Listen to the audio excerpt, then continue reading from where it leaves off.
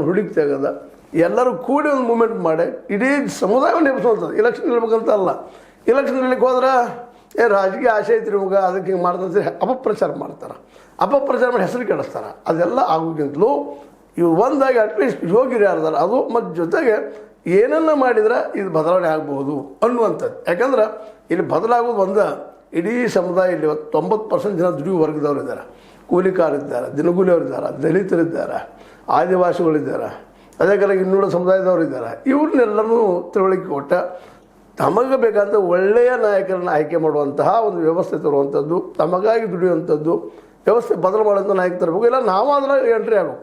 ಕಾಂಶಿರಾಮ್ರು ಹೇಳೋಂಗೆ ಕಾಂಶಿರಾಮ್ ಸ್ಪಷ್ಟ ಹೇಳ್ತಾ ಇದ್ರು, ಇಲ್ಲಪ್ಪ ನಾವು ಅಧಿಕಾರ ತೊಗೊಳ್ಬೇಕು ನಮ್ಗೆ ಅಂದಾಗ ನಾವು ಏನು ನಮಗೆ ಬೇಕಾದಂಥ ವ್ಯವಸ್ಥೆ ಮಾಡ್ಕೊಳ್ಳೋಕೆ ಸಾಧ್ಯ ಇದೆಯಾ, ಇಲ್ಲ ಚೇಂಜ್ ಮಾಡೋಕ್ಕೆ ಸಾಧ್ಯ ಇಲ್ಲ ಅಂತ. ಇಲ್ಲಾಂದ್ರೆ ಇಲ್ಲೇನೈತಪ್ಪ ಅಂತಂದ್ರೆ ದುಡ್ಡು ಹಾಕಿ ದುಡ್ಡು ತೆಗೆಯುವಂಥ ಒಂದು ದಲಾಲಿ ಸಂಸ್ಕೃತಿ ನಮ್ಮಲ್ಲಿ ಅದ. ಇವತ್ತು ರಾಜಕಾರಣಕ್ಕೆ ಬರಬೇಕಾದ್ರೆ ದುಡ್ಡು ಬೇಕು, ದುಡ್ಡು ಬೇಕಾದ್ರೆ ಅವ್ರಿಗೆ ಕೈ ಹೊಡಬೇಕು, ದುಡ್ಡು ಇದ್ದವ್ರಿಗೆ ಕೈ ಹೊಡಬೇಕು. ದುಡ್ಡು ಹಾಕಿದ ಮೇಲೆ ತಮಗೆ ಬೇಕಾದಂಥ ಗವರ್ನವ್ರು ಮಾಡ್ಕೊಳ್ತಾರೆ. ಆಗ ನಮಗೇನು ಹಕ್ಕಿಲ್ಲ. ನಾವು ಸ್ಟ್ರೈಕ್ ಮಾಡೋದು ಸ್ಟ್ರೈಕ್ ಸಾಕಷ್ಟು ಮಾಡಿವಿ. ಪರಿಹಾರ ಇಲ್ಲಿವರೆಗೆ ಏನಾಗಿದೆ ಸ್ಟ್ರೈಕ್ದಿಂದ ಸ್ವಲ್ಪ ಏನೋ ಒಂದಿಷ್ಟು ಮೂಮೆಂಟ್ ರೆಗಾಡ್ತದೆ, ಮತ್ತು ಎಲ್ಲಿ ಯಥಾಸ್ಥಿತಿ.